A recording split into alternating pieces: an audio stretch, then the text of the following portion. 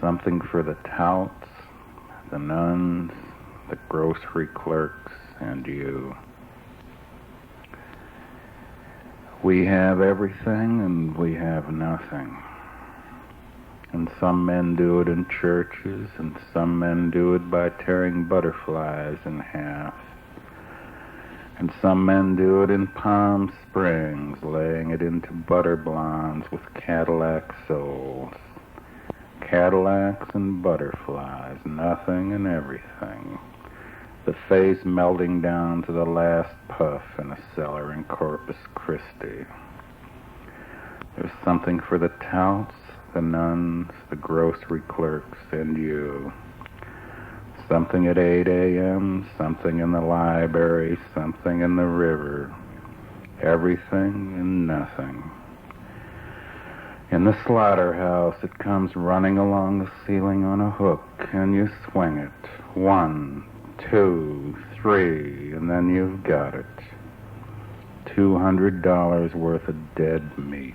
Its bones against your bones. Something and nothing.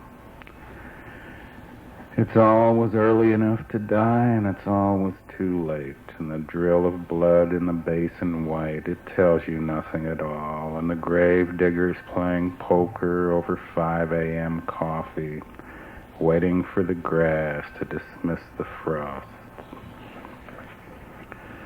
They tell you nothing at all. We have everything and we have nothing.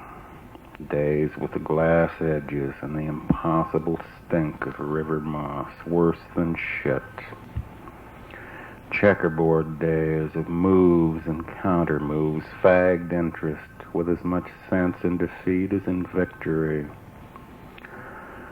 Slow days like mules humping at slagged and sullen and sun-glazed up a road where a madman sits waiting among blue jays and wrens, netted in and sucked a flaky gray.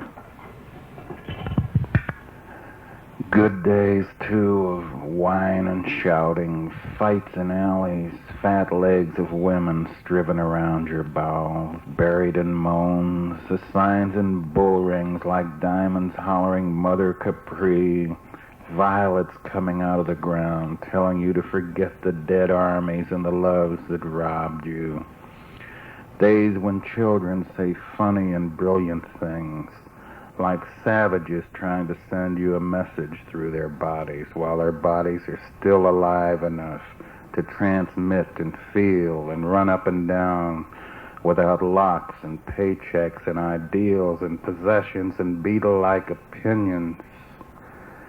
Days when you can cry all day long in a green room with the door locked.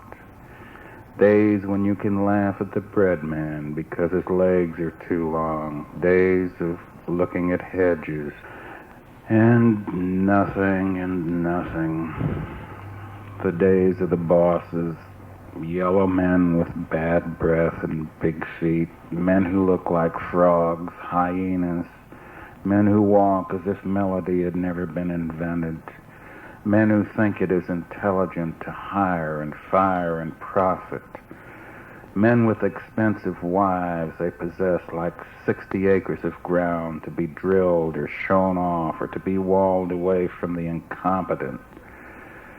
Men who'd kill you because they're crazy and justify it because it's the law. Men who stand in front of windows 30 feet wide and see nothing. Men with luxury yachts who can sail around the world and yet never get out of their vest pockets. Men like snails, men like eels, men like slugs and not as good. And nothing. Getting your last paycheck at a harbor, at a factory, at a hospital, at an aircraft plant, at a penny arcade, at a barber shop, at a job you didn't want anyway. Income tax, sickness, servility, broken arms, broken heads, all the stuffing come out like an old pillow.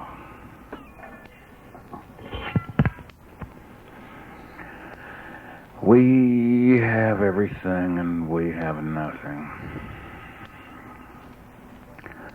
Some do it well enough for a while and then give way. Fame gets them, or disgust, or age, or lack of proper diet, or ink across the eyes, or children in college, or new cars, or broken backs while skiing in Switzerland, or new politics, or new wives, or just natural change and decay. The man you knew yesterday, hooking for 10 rounds, or drinking for 3 days and 3 nights by the Sawtooth Mountains, now just something under a sheet or a cross or a stone or under an easy delusion, or packing a Bible or a golf bag or a briefcase. How they go, all the ones you thought would never go. Days like this, like your day today. Maybe the rain on the window trying to get through to you. What do you see today? What is it? Where are you? The best days are sometimes the first, sometimes the middle, and even sometimes the last. The vacant lots are not bad. Churches in Europe on postcards are not bad. People in wax museums frozen into their best sterility are not bad. Horrible, but not bad. The cannon, think of the cannon. And toast for breakfast, and coffee hot enough to know your tongue is still there. 3 geraniums outside a window, trying to be red and trying to be pink and trying to be geraniums. No wonder sometimes the women cry. No wonder the mules don't want to go up the hill. Are you in a hotel room in Detroit looking for a cigarette? One more good day, a little bit of it. And as the nurses come out of the building after their shift, having had enough, 8 nurses with different names and different places to go, walking across the lawn. Some of them want cocoa and a paper. Some of them want a hot bath. Some of them want a man. Some of them are hardly thinking at all. Enough and not enough. Arcs and pilgrims, oranges, gutters, ferns, antibodies, boxes of tissue paper. In the most decent, sometimes sun, there's the soft smoke feeling from urns and the canned sound of old battle planes.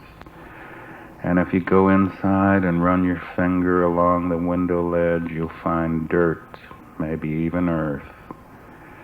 And if you look out the window, there will be the day. And as you get older, you'll keep looking, sucking your tongue in a little. No, maybe. Some do it naturally, some obscenely, everywhere.